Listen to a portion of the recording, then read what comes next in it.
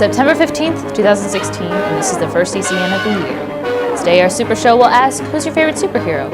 Who's better, DC or Marvel? What superpower would you love to have? And which superhero movie is your favorite? We'll answer these questions, plus update you on the political world, a quick overview of what's happening in entertainment, and Belle Townsend and I will tell you what's going on in the world and here at ItSoTE. I'm MJ Mayo, and this is the CCN. Welcome back to the CCN, Colonels. I'm MJ Mayo. And I'm Belle Townsend. You know, MJ, I really missed doing this over the summer. Me too, Belle. And with our new studio, I think a lot of exciting things are going to happen on the CCN this year. And speaking of exciting things, let's move into some school announcements, shall we? If you've got spirit, we need a mascot, which means our school is lacking a little spirit. If you've got spirit to spare, talk to Miss Evans in the Youth Service Center to see about becoming our new mascot. Current freshmen, sophomores, and juniors, do you want to have early access to college planning resources and show colleges what you can do? Then the PSAT may be just for you. The test will be given on Wednesday, October 19th in the auxiliary gym, and registration is done through the bookstore. The cost is only $15, and juniors on free and reduced lunch can receive a waiver on the fee. There are only 75 seats available, so make sure to sign up early.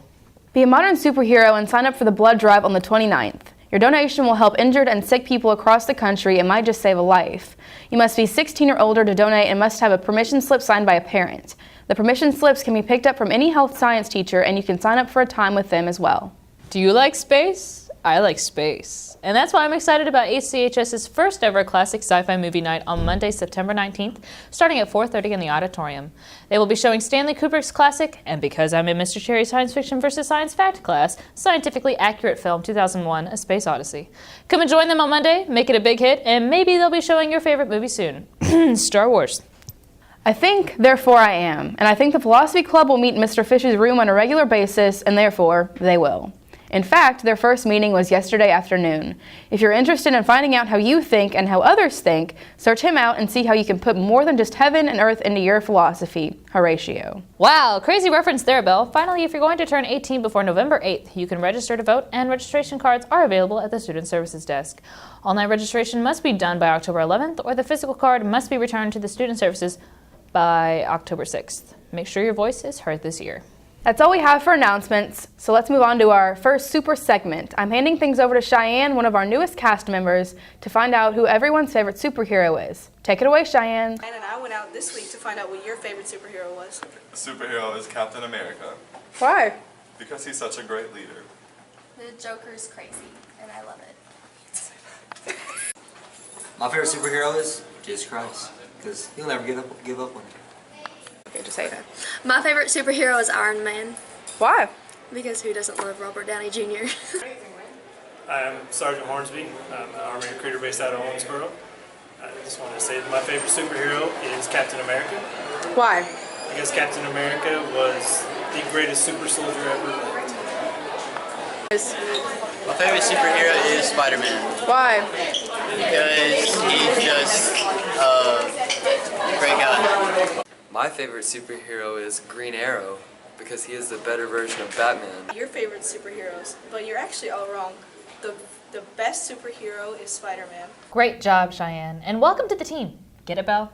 Team, like superheroes? A team? Yeah. Or like any other group out there, nerd. I mean, yeah, good one, MJ. Let's move on to some world news, shall we? We shall. First up, you know who a real hero is out in the world?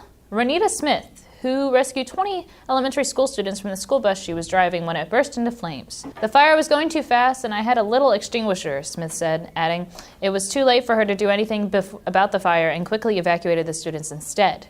Her actions saved all the children on the bus, and while the cause of the fire is unknown, it makes you feel a little bit better about being stuck on a bus knowing that the driver is always ready for moments when they need to be a hero. We all love our pets and hope that, if ever a need arises, our pets have heroes to take care of them too. Which is why our next story takes us to Italy, where an earthquake in late August caused devastation to the town of San Lorenzo a Flaviano, killing 300 and injuring many more. One couple was sure their golden retriever, Romeo, perished in the disaster, but their grief was overturned when Romeo was found and rescued after having been trapped in debris for 9 days. After being trapped for 230 hours, the dog was relaxed as he lapped up water, and his owners were overjoyed, calling him the best dog in the world. Even dogs get to have heroes. Precious, Belle. Just precious. And moving on, meet Brian Finley. 15 years ago, Brian worked to rescue people on September 11th at Ground Zero. At 43, his days saving lives aren't over, as witnessed by what happened this September 11th, when he saw a neighbor collapsed in their backyard. Finley quickly jumped into action, telling his son to call 911 as he started giving CPR. The neighbor gasped back to life soon after, and paramedics informed Finley the man had had a heart attack and his actions saved the neighbor's life. Yet another hero among us. Oh, you want a hero among us? Well, to bring things to a local level, last Thursday, an apartment block in Evansville caught fire, and the actions of Rashid Hines saved many lives as he banged on doors to wake up his neighbors and warn them about the dangerous situation. The firefighters put out the blaze, and the Red Cross is offering assistance to those impacted by the fire, but I think we all know who the biggest hero of that night was. Nicely put, Belle. And we're going to put the focus on the true fight many Colonel's heroes are debating these days. Which is better, DC or Marvel? Let's go to Noah Thomas to see what he found out. Hi, I'm Noah and I'm on the CCN today, and we are interviewing people about whether they like DC or Marvel better and why. Marvel, I just think they make better products. Why? DC. Why?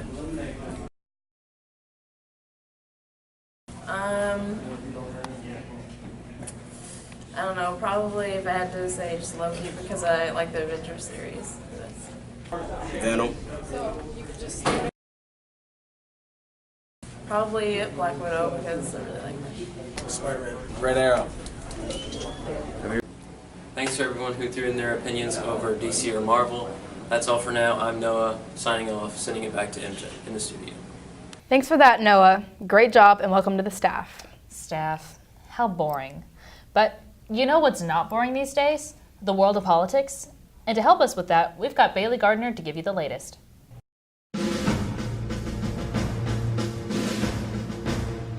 Donald Trump continues to slowly close his gap with Hillary Clinton, according to a new poll from NBC News.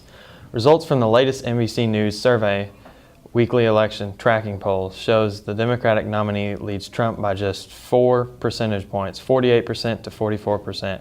In a head-to-head matchup of the two presidential candidates, the new numbers reveal a decline of the 2 percentage points for Clinton since last week. The race is even tighter when including Libertarian nominee Gary Johnson and Green Party's Jill Stein. In the four-person poll, Clinton is ahead of the Republican nominee by just 2 percentage points, 42% to 40%. Back to you, MJ. Thanks, Bailey. Now that we know about those polls, let's see about a different question that needs answering. If you had a superpower, what would it be? Alexis Santana decided to go find out what you might say. Welcome to CCN, and I'm Alexis Santana. I'll be interviewing students about what their superpower would be and why that would be their superpower. What would your superpower be? My superpower would be to go invisible. My superpower would be telekinesis. I would be the smartest man on earth.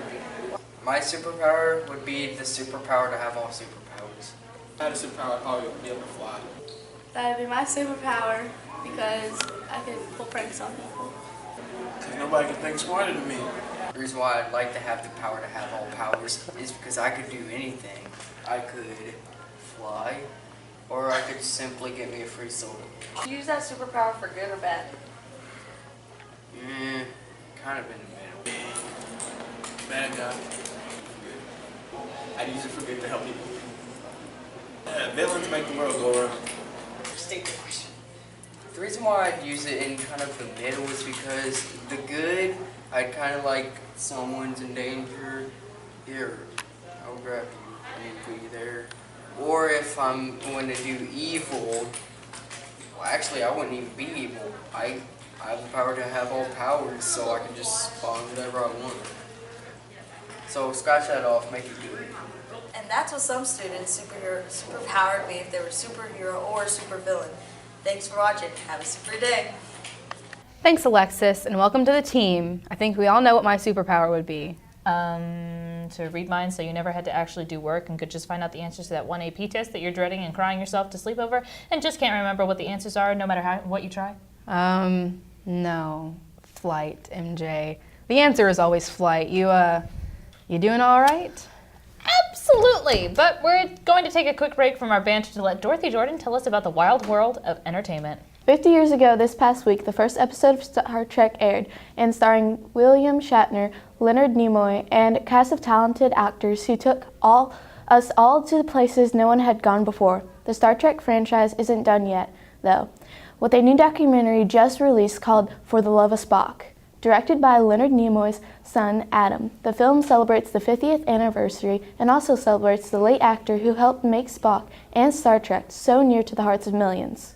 Next up, Amy Poehler, the Parks and Recreation star who had been nominated 18 times without a win for an Emmy as an actor. Writer and producer broke that streak by winning the Emmy for Outstanding Guest Actress when she co-hosted Saturday Night Live with Tina Fey last December. In the episode, the two brought back their late 2000s impressions of Hillary Clinton and Sarah Palin, winning laughs and now gold. Congrats to her and all of her hard work making us chuckle. And finally, Dancing with the Stars came back to our TVs this week and started off with a bit of excitement.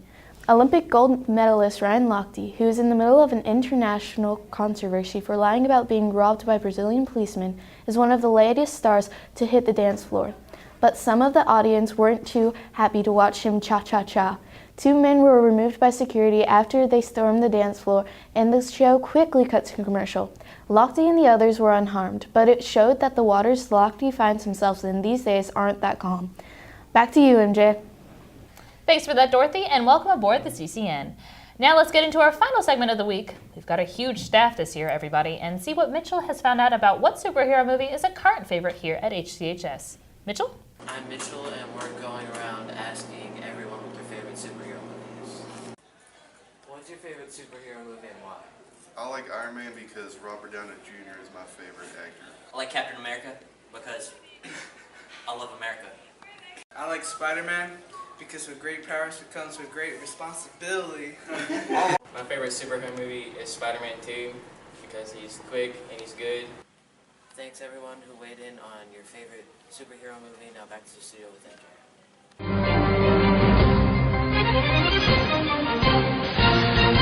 It's our first final thoughts of the year, and I think it's right to make them about heroism. That's right, Belle. By now you've surely noticed that our show has a superhero theme, just like HCHS does this year. It's going to be a marvelous year, Belle. Marvelous, yes, but it's also important to remember the everyday heroes around us. Your teachers are heroes for showing up every day and trying to make you a better person before you go out in the world. Our principals are heroes because, yes, they yell at us when we get in trouble, but they also cheer us on when we do the right thing. Our staff works as a team to make sure that the day goes off as well as possible, sacrificing their own time to do their job better than anyone else would. And you, the students, are everyday heroes. Every time you find a phone and turn it in without the idea of being rewarded, a hero. When you open the door for someone out of the kindness in your heart, hero.